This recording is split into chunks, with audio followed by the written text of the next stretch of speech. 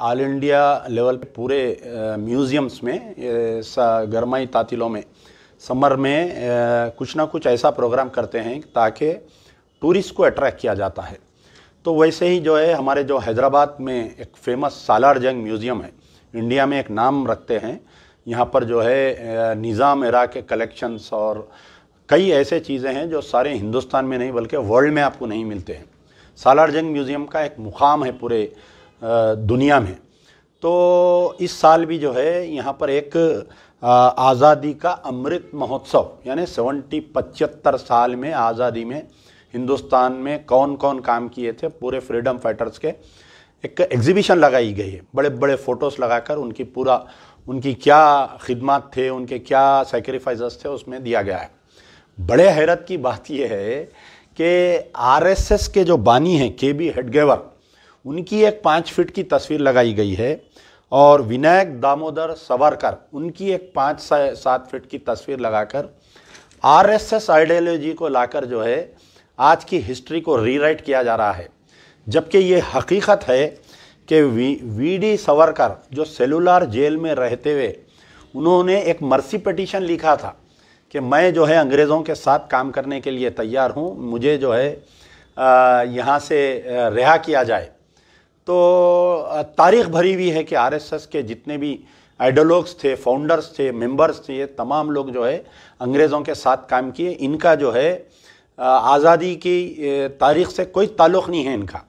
बरखिलाफ़ इसके सालार जंग म्यूज़ियम का जो बुनियाद रखी गई थी 23 जुलाई 1963 में पंडित जवाहरलाल नेहरू ने रखी थी और उसके बाद में इसका इफ्तिदा डॉक्टर जाकिर नायक 24 जुलाई 1963 में इनका इफ्तिदा अमल में आया था। लेकिन जो 75 साल की जो तारीख पेश किया जा रही है, जो असली आज़ादी में हिस्सा लेने वाले थे यानी डॉक्टर BR अम्बेडकर की तस्वीर नहीं है वहाँ पर। बड़े हैरत की बात है। भगत सिंह जिसको फांसी दे दी गई थी, जो अंग्रेज़ों से कभी कॉम्प्रोमाइज़ नहीं किए थे, उनकी तस्वीर नहीं है। भगत सिंह के साथ दो जनों को जिसको फांसी दी गया था उनकी तस्वीर नहीं है। मंगल पांडे की एक बड़ी तारीख है, उनकी तस्वीर नहीं है। सुभाष चंद्र बोस की एक बड़ी तारीख रही हिंदुस्तान की आज़ादी में, उनकी तस्वीर नहीं है। खुद पंडित जवाहरलाल नेहरू की तस्वीर नहीं है वहाँ पर।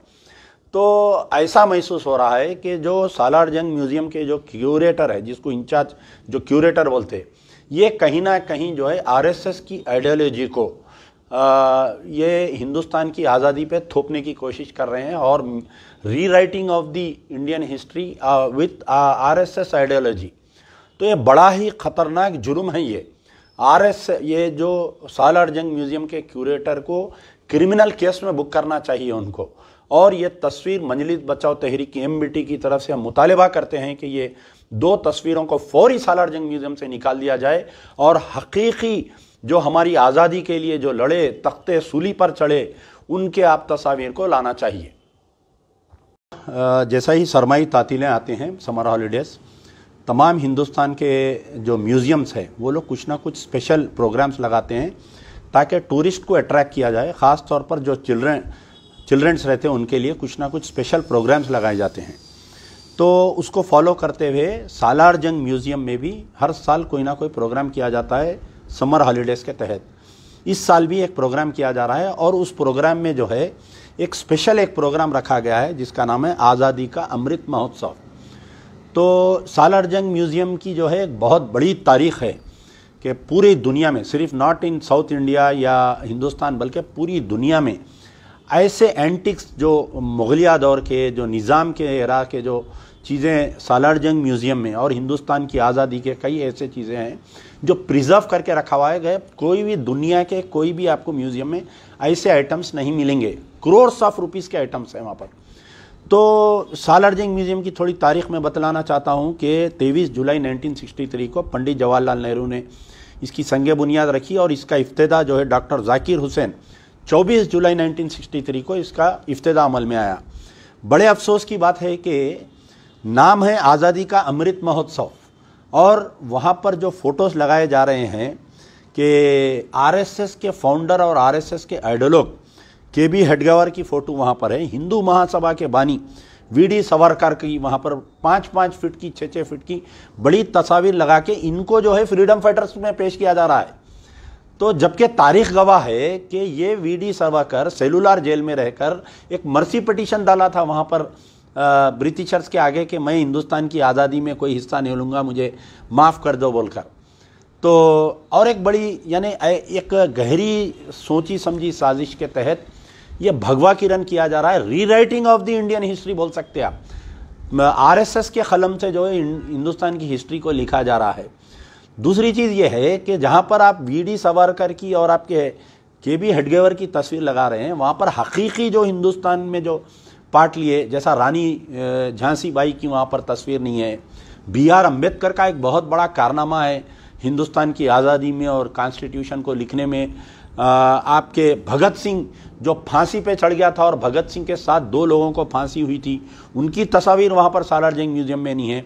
मंगल पांडे की एक बड़ी तस्वीर, एक तारीख है हिंदुस्तान की आज़ादी के लिए, उसकी फ़ोटो नहीं है वहाँ पर। सुभाष चंद्र जी की वहाँ पर तस्वीर नहीं है, उनकी एक बड़ी तारीख है वहाँ पर। तो आप देख सकते हैं कि कहीं ना कहीं NDA रूल में, BJP रूल में हिस्ट्री को चेंज करने की कोशिश की जा रही है।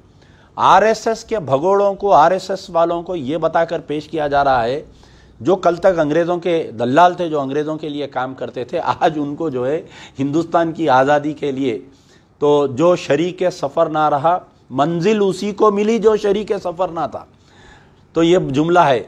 और ये बहुत बड़ी क्रिमिनल कॉन्स्पिरेंसी है। सालार जंग म्यूज़ियम के क्यूरेटर के ख़िलाफ़ में जो है मुकदमा दर्ज करना चाहिए। TRS जो रूलिंग गवर्नमेंट है, क्योंकि सेंट्रल गवर्नमेंट के तहत आते पूरे एग्जीबिशंस, ये पूरे म्यूज़ियम्स, ये जितना भी सर्वे किया जा रहा है NDA BJP रूल के तहत किया जा रहा है। लेकिन क्योंकि state government is here in Telangana, they should book a criminal conspiracy case against the curator of the Salar Jung museum. हम मुतालबा करते हैं कि क्यूरेटर के खिलाफ में मुकदमा दर्ज करके उसको गिरफ्तार करना चाहिए और वो 2 तस्वीर को फौरी हटा देना चाहिए। Since last 1 month, the entire India and all the media channels are very much busy with the Gyanvapi mosque issue. So the BJP, the NDA rule since last 2014 has totally failed on the rises of prices, the rise of petrol, the rise of gases. They have not provided the essential amenities to the citizens of India. To divert the mind from that, they have been trying to take out one issue or the other, communal issues. Like the Karnataka hijab issue came, the Gyanvapi mosque issue came. Now since yesterday, I was very astonished to watch the TV channels that suddenly somebody has been demanding that in Karnataka, Hubli, one Eidgah and one mosque issue, they are claiming that it was a mandir some 200 years back. And today morning I was very astonished to hear a statement from some Maharana Pratap Sena from Madhya Pradesh claiming that Rajasthan Dargah Ajmer Sharif, some swastik symbols are there on the gates. See, the issue is that previously the caricatures and the whatever the architectures were there, so they were of the Persian architectures. Whatever the old dargahs and old mandirs, old masjids they have been. So that was a mix of all religions, whatever the constructions were being taken. So now one insane person, he has given a statement saying that the Ajmer Sharif Dargah is also some Hindu temple, it seems. So I demand that now the President of India should come for the rescue of the secularist and the to prevail the democracy.